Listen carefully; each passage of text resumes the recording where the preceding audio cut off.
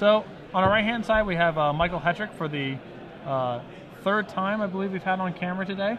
He's playing his birthing pod deck with basically it's just green-white pod. He has a couple of Phantasmal images and a Deceiver Exarch and a Zealous Conscripts that he's splashing, but everything else is green-white. And on the left-hand side, we have Ryad Alawar, and he is playing a zombie pod deck that actually has a much more complete birthing pod package than the deck we had on camera earlier. He's going up to cards like Skin Render and Thragtusk, so a little bit more like the deck that Cherry T proposed on Star City a little while back.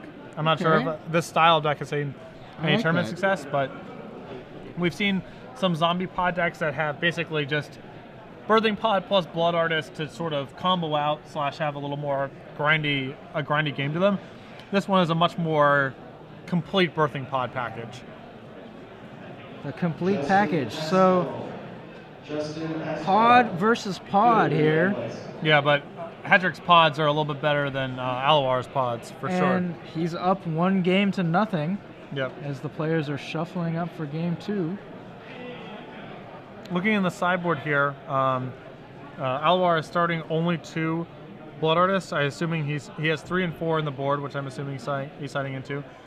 He has a single Manic Vandal, which I like as a pod target. And other than that, not a lot of action. He has a Disciple Bolus, which might be good for a slow matchup. But I don't believe he has 3 more Thragtusk on this board. I don't feel they're for this matchup. They're much more for like other zombie decks or, you know, red green beatdown, that style of deck. All right, so Michael Hetrick also has a Manic Vandal he can pod up and an Acidic Slime, so he can go up the chain in 2 ways to get an Artifact Destruction creature to take care of pod. He's also got 4 Celestial Purges, which is good at taking these undying creatures, removing them, exiling them permanently from the game. Yeah, getting rid of Blood Artist or Drawless Messenger to sort of break things up. It's very powerful. So it looks like... Here we go. Hetrick versus Alawar. They're looking at their hands. I don't know if the camera's sitting on, if we're waiting on us here, or if Hetrick is debating a mulligan. Believe it looks judge just came over. What could be going on here? Nope, looks like we're underway. A land and a Gravecrawler. Matched by a bird. So 2 damage from the Gravecrawler, and it looks like Alawar has a Fume Spitter in his hand. I presume will come down to take care of the bird. Yeah, he has to be the aggressor here. As you said, Hetrick's deck is built much better for the long game in this pod attrition. Right. So Novice Visionary. And the mana completely fixed now with a Copperline Gorge and a Seachrome Coast. Not often seen together. No, definitely not. A bit, my eyes are a bit sore from the conflux of colors there. No blocks from the Visionary. Or I guess he's debating here. Obviously. If he doesn't block, it means he's got a pod, right? And he wants to no, I mean, it's just if he has another zombie, then he just blocks and doesn't really do anything. Yeah, but you could buy some time. Well, you'll probably get an opportunity to block with that Visionary at some point. It's not like this is the one window that you have to block. And the fact that if he just has another zombie and gets it back, you sort of just lost the guy for not a lot in value. There's Blade Splicer, which is the scourge of zombie decks everywhere. Right. Not an easy card to beat. First strike, very relevant here. And you don't want to use a removal spell on his 1/1 for 3. No. But you don't really have much of a choice. Out of like cheap, efficient cards, Blade Splicer is definitely the most problematic one for zombies. But she'll use a Mortar Pod. That seems like a good enough trade. Oh, and the Tragic Slip to follow up on the Golem token. See, now it's a lot more attractive to block in theory with the Visionary because it means that Alawar can't replay it this turn, which means that you stop it not only this turn, but also at least the following turn. Could have been sandbagging a 4th land there, but he was not. That would have been a very good play to hold that 4th land and Oh, sure, make him, made that, trick him yep. into blocking and then just replay the Gravecrawler. Perhaps Hetrick sensing the body language or just didn't have much of a choice. And there's a Manic Vandal to blow up. Not the ideal target, but still something. It's pretty good here. It's going to save him a lot of damage. Yeah, once you have Gravecrawler... Gravecrawler and Mortar Pod, just the machine gun. Yeah. Peanut butter and jelly, those two. Okay, if you want to call it that. I'm more of an egg salad kind of guy, but nothing goes with that. The trash can, I think. Oh, thanks. You haughty peanut butter and jelly supremacists. All right, so Blood Artist in, and so this makes blocking slightly less attractive proposition. Slightly. You don't want to block at all now. If you don't block, you take 3. If you do block, you take 4. Yep. But he blocks. So we're going to see a drain for 2 from the Blood Artist triggers, and then the Messenger coming back as a 4/3. And his comes into play trigger happening again.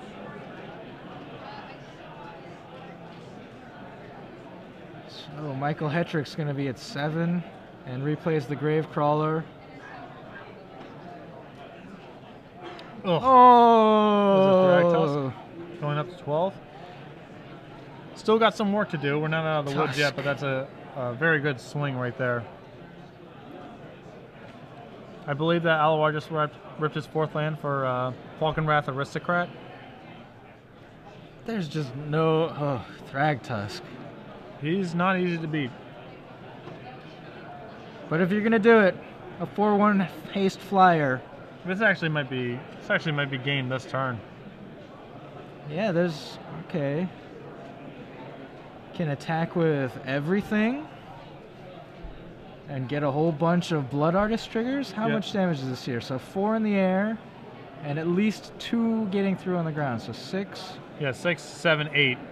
And then he still has, you can still just sack his guys to Aristocrat if he felt like it. So he can knock him down to 1 on board.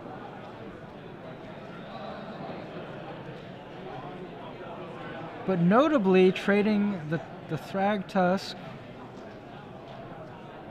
Did he not get his? Oh, there it is. 3/3 Beast token. The Thragtusk trading for the Messenger means the Gravecrawler may not be able to come back in the future.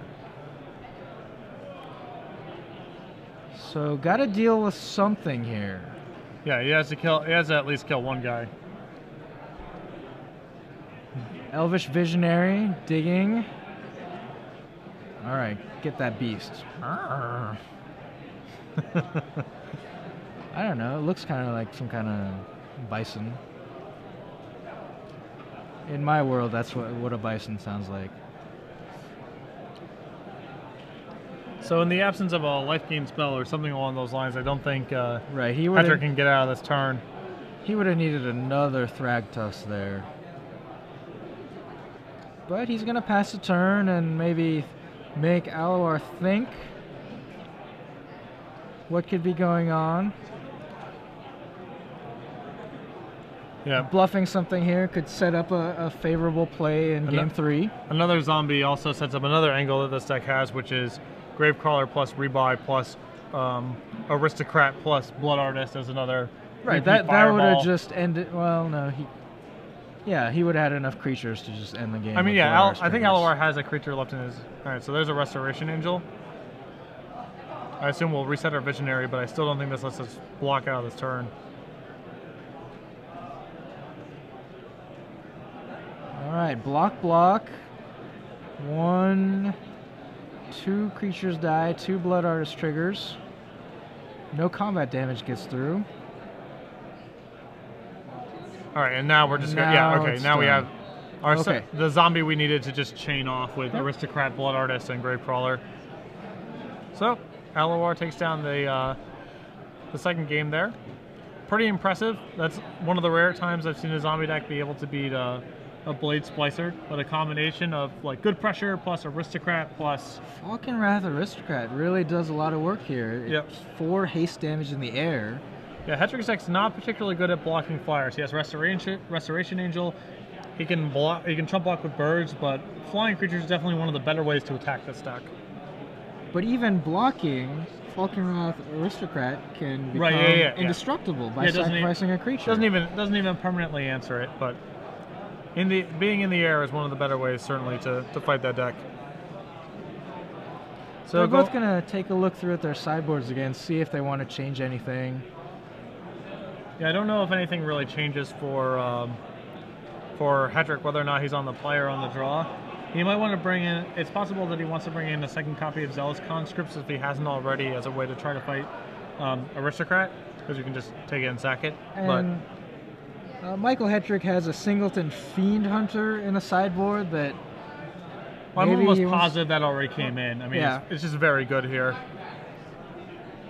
If it sticks, that's awesome, and if it doesn't, it's just paves the way for some other better creature to be able to come down uncontested. Elish Norn is another card. Maybe he didn't bring it in on the draw, but wants to bring it in on the play. Yeah, it definitely becomes a lot more attractive when you're going first. And that would be a more permanent answer to the Aristocrat that gave him so much trouble in Game 2. Along with every other, every other card. Along with creatures. Yeah. Elish Norn deals with creatures. Yep. So are you also going to be heading out to Los Angeles next week? No, I'm not. I need a break, but actually I'm not getting a break. I'm head judging the Richmond Classic next weekend. It's going to be people's last chance in the East Coast to qualify for the Atlanta Invitational the following week. So for those of us who don't, haven't been to a Classic yet, it's a relatively new thing that Star Series introduced. Can you just go over what that tournament series is like? Yeah, the Classic Series is a one-day tournament, $5,000 standard, and it was just a way for us to kind of fill the schedule with more tournaments, especially when we take these long West Coast swings, Portland, Los Angeles.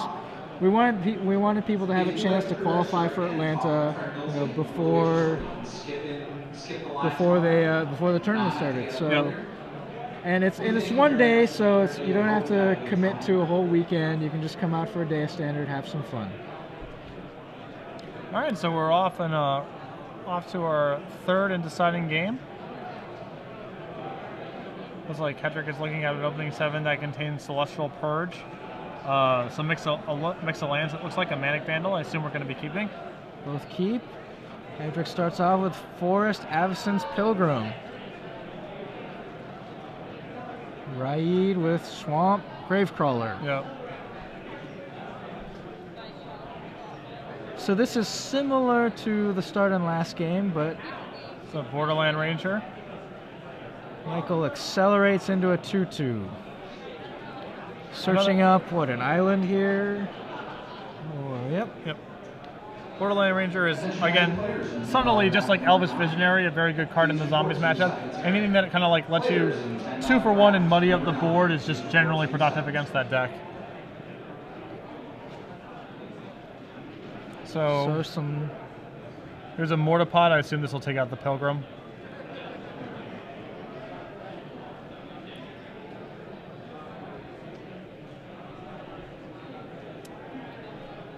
So we can curve into Manic Vandal here, although I don't know if he wants to be using his Manic Vandal exactly in that way when the threat of Birthing Pod definitely looms. The cavern obviously being set to zombies. All right, he's just going to curve into Manic Vandal here. Could name Vampire if you need the fixing for Aristocrat. Yep. But there's surely a lot more zombies, and Geralf's Messenger on turn 3 is a lot more important, I think. Yes, for sure.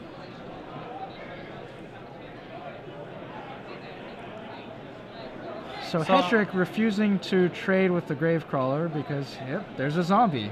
Yeah. And Alawar also has Birthing Pod in his hand as well, so... Okay, so next turn, things are going to get... Yeah, you can start going crazy. Oh, not quite. Celestial Purge, taking care of the Messenger. And really taking care of it. Yeah. Exiling it, so it does not come back. And I think Hetrick, I believe Hetrick is actually out of gas. His hand, I think, is 2 lands. Certainly one of them's a Cavern. I can't tell what the second card is. But he might be fairly close to being on empty. So, Raid, you said had a birthing pod coming up here. Yep. Birthing pod being not too exciting here. I mean, it gets good next turn, but he might not be able to afford like taking damage to not make that much impact on the board, and then. But he attacked with a Grave Trawler, and Michael Hetrick trades his Pilgrim. Doesn't feel like he needs the acceleration anymore. Ooh, and there's a Skin Render. Ooh. Normally just a Birthing Pod target, but certainly quite good here. Skin Render puts 3 -1/-1 counters on the Manic Vandal. Although even though this is kind of a small thing, I'd rather kill the Borderland Ranger than the Manic Vandal. Okay. Because if you know you have Birthing Pod in your hand, you don't want Hetrick to be able to rip Sun Titan and Sun Titan back the Manic Vandal that turn. You'd rather make him wait one more turn to be able to attack with Sun Titan and get the Vandal back. Okay. But there's also Restoration Angel to consider, right? That is true. That is true. Wow, okay. We've got reports that the Cavern of Souls that Michael Hetrick just played is naming Praetor, which means Elesh Norn. That's exciting. I'm very excited. I want to see Elesh Norn hardcast. 1, 2, 3, 4, 5, 6. Although I think it's pretty safe to assume that you're in the clear from Restoration Angel the way that Hetrick played. Yeah, but there's always every draw step. That is true. There is a draw step. All right. So Raid plays Birthing Pod. The 5s that he has available to him are Thragtusk, if it's still in the deck, and Zealous Conscripts are his targets. Well, both are incredibly good. One is much better in this situation. Yeah. I mean, that would be the Conscripts, right? Not right now. Okay. Well, he doesn't have a 6, right? No, there's no 6. Because a classic Birthing Pod play is to actually get Conscripts, target your own Birthing Pod to untap it, but not in this deck. No. 5 is the top of the pod chain. Then he gets the Thragtusk. That's okay here. Although this is certainly not the matchup where Thragtusk is at its most powerful. No, it isn't. I think Hetrick just drew a Thragtusk of his own. So his Thragtusks are much better for him than Alawar's is for him. Yeah, Hetrick is on the defensive here, looking to survive, looking to tap that Cavern of Souls for white mana to cast a Praetor.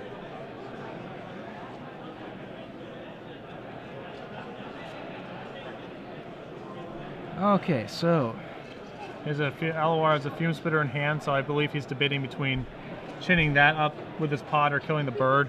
But since he has Gravecrawler, I would definitely just err on the side of using your Gravecrawler to get your Birthing Pod engine started. Yeah, he could sack his Gravecrawler to get a 2 casting cost zombie and just recast the Gravecrawler. Yeah.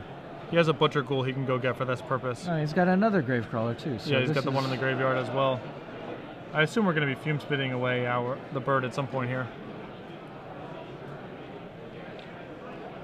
Sack Gravecrawler. And one with Summoning Sickness.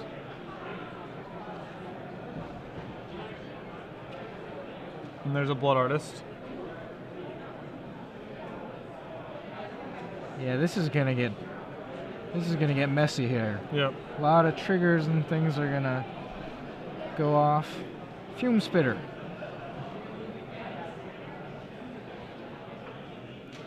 Replays the Gravecrawler. And putting stuff far, far away. We know they're there though. There's another pretty nice interaction that the deck has is using Gravecrawlers to Birthing Pod into Blood Artists. You can build up a whole board of them. Oh, yeah. So as you said, Raid sacks the Fume Spitter to take out the Birds of Paradise and attacks with Thragtusk and Gravecrawler. And he's totally happy to suicide his Gravecrawler into a Thragtusk because it's just a Blood Artist trigger and you get to recast it for free. Free damage. So now I think Hetrick is just debating about whether or not he wants to trade Thragtusk off.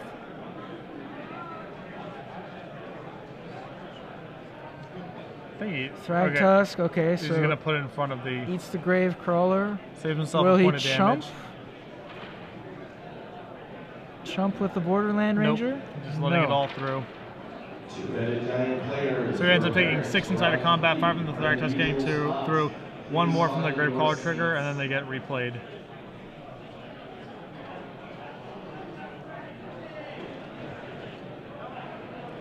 Razor Verge Thicket is not going to do it. So I assume we're going to see another spin of a Grave Crawler into another Blood Artist. And that, well, he doesn't have, other than Birthing Pod, he doesn't have a way to sacrifice things, so Raid can just suicide some more guys in to get. Yeah. Oh, he does not? No?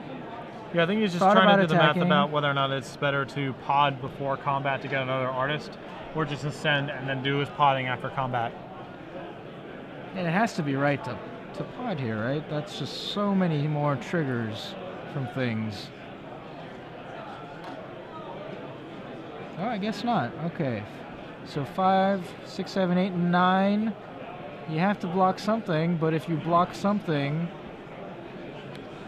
This is the squeeze that the Blood Artist can put you in.